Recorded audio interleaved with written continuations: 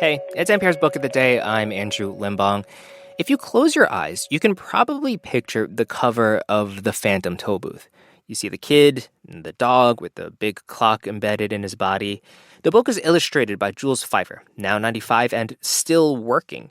He's got a new graphic novel out now called Amazing Grapes. And in talking about it to NPR Scott Simon, he drops this nugget of wisdom that's an approach to art and the artistic life that I'm not sure I've ever heard before. He says he looks around and sees himself surrounded by great beauty. And he says he works to make himself worthy of the privilege that is his existence. That's up ahead. This message comes from our sponsor, Grainger. This is the story of the one. As a maintenance engineer, he hears things differently. To the untrained ear, everything on his shop floor might sound fine, but he can hear gears grinding or a belt slipping. So he steps in to fix the problem at hand before it gets out of hand. And he knows Grainger's got the right product he needs to get the job done, which is music to his ears. Click Grainger.com or just stop by. Grainger, for the ones who get it done. Let's begin with a song. Amazing grapes, how sweet to eat.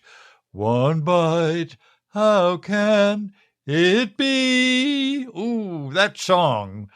Sung better, to be sure, is at the center of a new graphic novel for middle grade readers.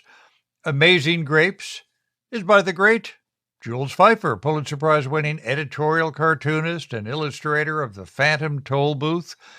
Jules Feiffer has been drawing and writing for a living since he was 17 years old.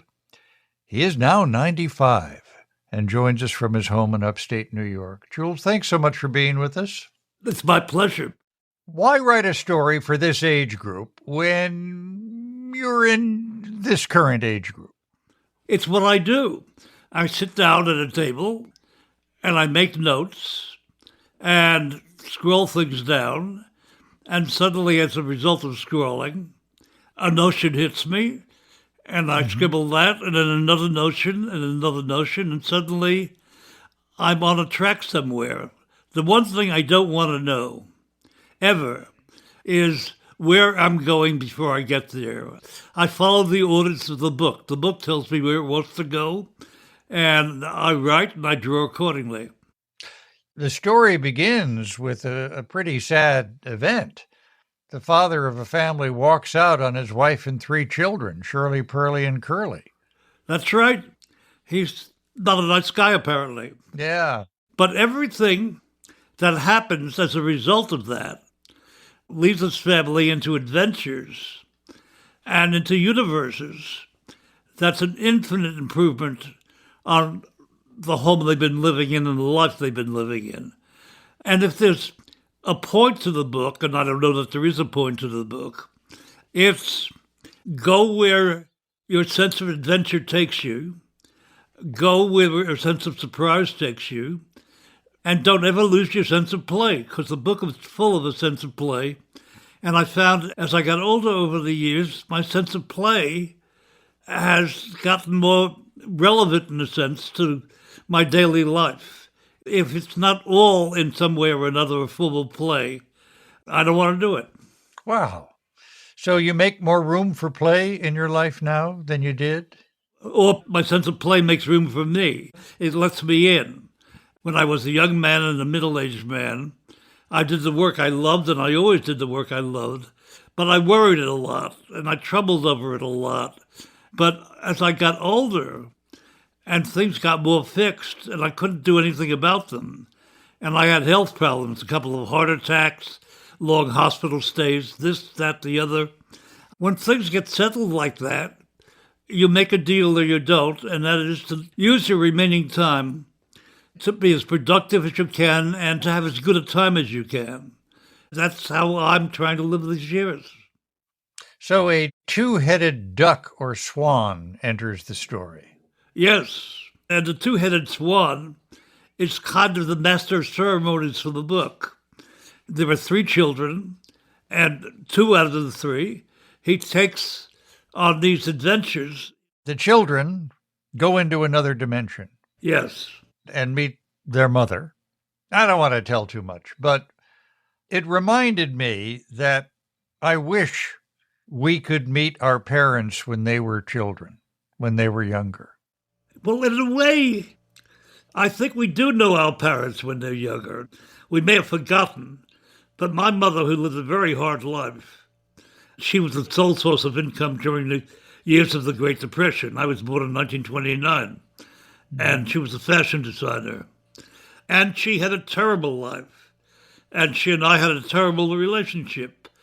But before that terrible relationship, she had a sense of playfulness, and she sang songs. And I realized that the only thing wrong with my mother was that, like a nice Jewish girl, she did what her family told her to do, which was get married when she didn't want to, and have a family which she didn't want, and she wasn't any good at. So the irony of all of that is it worked out to my good fortune, to my benefit. What she was not allowed to do, what she was robbed of, I was gifted with. And the older I get, the less forgetful of that I am, and the more it becomes the point of my continued existence. Yeah. Did I get the song right? Amazing Grapes? You did great. Thank you.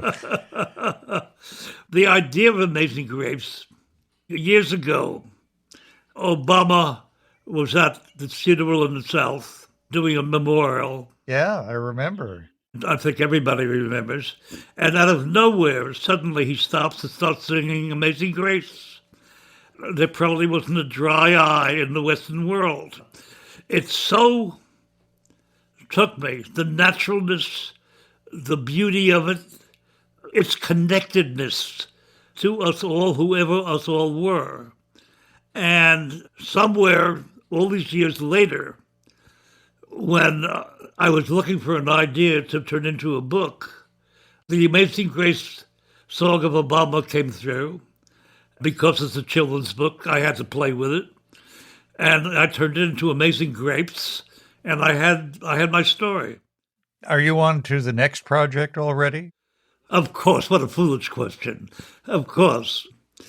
When my wife Joan found this house, which is a thing of great beauty, surrounded by great beauty, my earliest thought was that I have to find a way to make myself worthy of this, to pay this off, the privilege of this being my day-to-day experience. And so I started fooling both with drawing and text, which is drawn on 18 by 24 sheets of watercolor paper, because I, among other things, am suffering from acute macular degeneration. I have to work big to see what I'm doing. And I'm letting the book tell the story in memoir form of my life, from the time I was a baby to the time I am an old man.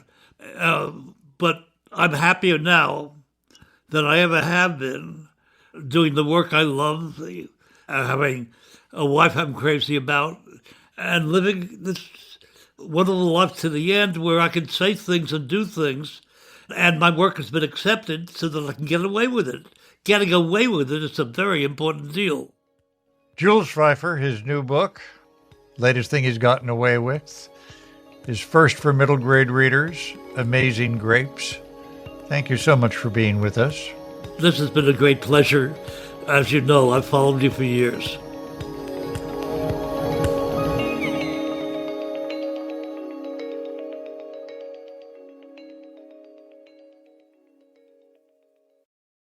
Support for NPR and the following message come from IXL Learning. IXL Learning uses advanced algorithms to give the right help to each kid, no matter the age or personality. Get an exclusive 20% off IXL membership when you sign up today at IXL.com/NPR.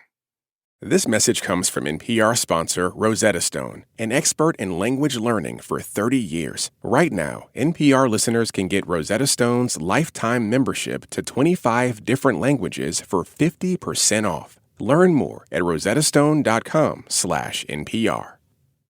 Support for NPR and the following message come from IXL Online. Is your child asking questions on their homework you don't feel equipped to answer? IXL Learning uses advanced algorithms to give the right help to each kid, no matter the age or personality. One subscription gets you everything. One site for all the kids in your home, pre-K to 12th grade. Make an impact on your child's learning. Get IXL now. And NPR listeners can get an exclusive 20% off IXL membership when they sign up today at IXL.com/NPR.